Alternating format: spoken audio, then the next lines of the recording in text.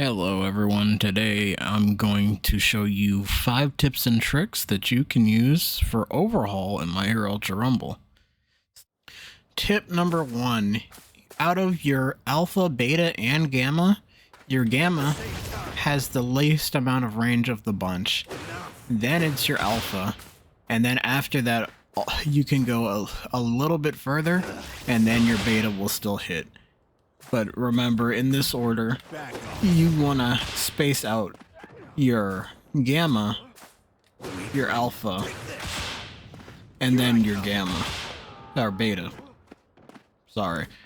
Tip number 2, your Beta goes off of things like walls and ceilings, as well as just normal floor patterns. And if there's multiple around, it will jet out from multiple positions to hit the person that you're trying to hit. So this ability gets even better inside of buildings. Tip number 3, understanding the different uses of the special action. Whenever an opponent goes up to you and attempts to hit you with like a melee combo, you can just use a counter. For disassembly, it will use about 1 charge of your special action in exchange for knocking down the opponent. You're still going to take the hit from the melee combo at the end of the day though, so it's not going to save you from getting knocked if you were already at like 30 HP. Okay, for part 2 of the special action, the uses are disassemble and restoration. Now we're going to go over restoration.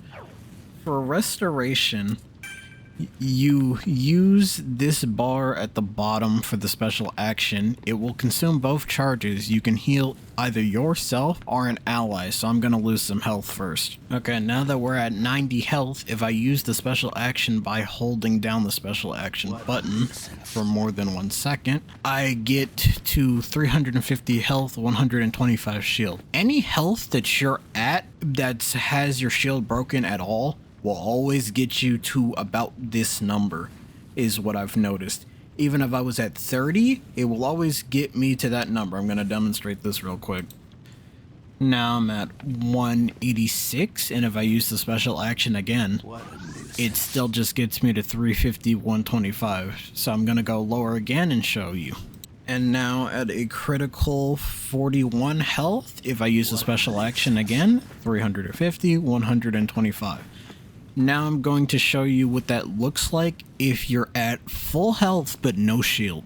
Now if I use the special action at full health, no shield, I get 125 shield. Then if you're at 125 shield and you use the special action again, it should give you back all your shield because it gives you 50% of your shield per use, no matter what you do. So I'm going to demonstrate that in a second. And now at 125 shield, if I use it again, it gives me the other half of my shield blockage. So it goes from normal health, 30%, any lower health than 100%, it gets you to full health, half shield. If you're at no shield but full health, half shield.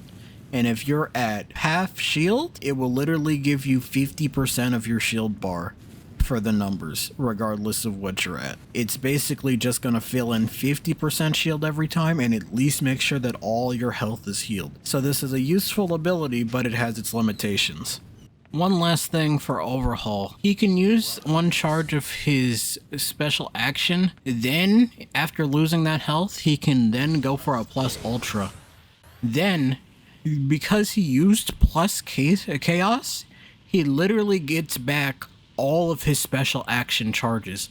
So you really have to think that a good Overhaul in the coming weeks will have upwards of 3 health bars to pull from. Okay, onwards to part 4. For the many things that Overhaul can do, he is a very good crowd control character. For example, if I got everybody here close enough together that I then decide to go for a disassembly, it hits everybody. Then if I use an alpha, it'll hit everybody here. If I use a beta, it'll hit everybody here. And if I use a gamma, it'll hit everybody here and then send them in different directions. He is very good at crowd control in general to keep your enemies at bay, and grouping up or trying to get your opponents to group up or run across by each other is probably your best way to deal massive amounts. Now I'm gonna go into how many attacks you can get off per each one before the enemies fall over. For his alpha, it seems to be twice before they get knocked over. For his beta, it seems to be twice as well. And for his gamma, it's only one time. But during this one time, I believe you can hit the gamma for a charge of this, and then you hit them with something else in between. So you can hit a 1-2 after that, but it goes 2 hits of alpha, 2 hits of beta, and 1 hit of gamma, but you can hit something else before they go into a knocked down position. For tip number 5, we're gonna go over what to expect for the attack upgrades. I'm specifically just going to go over levels 1, 4, and 9 since they're always the most important of the bunch. Now for Quirk Skill Alpha, level 4 and 9, they provide an increase of attack power, number of rounds, and also size. I'm now going to demonstrate visually the main differences between the 3 levels.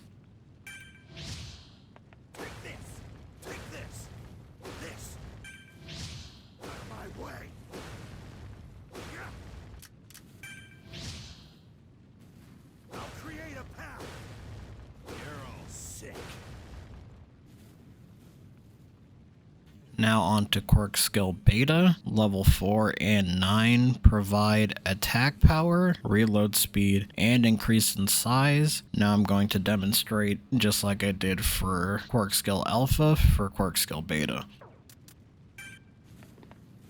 Just try it. Watch it.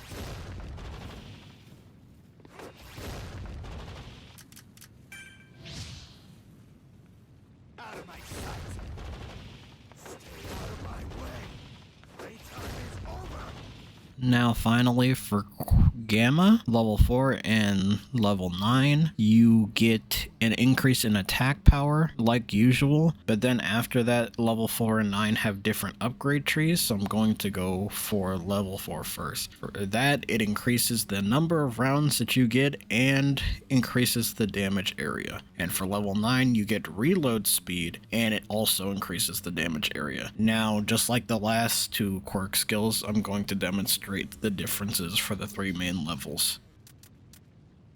All together.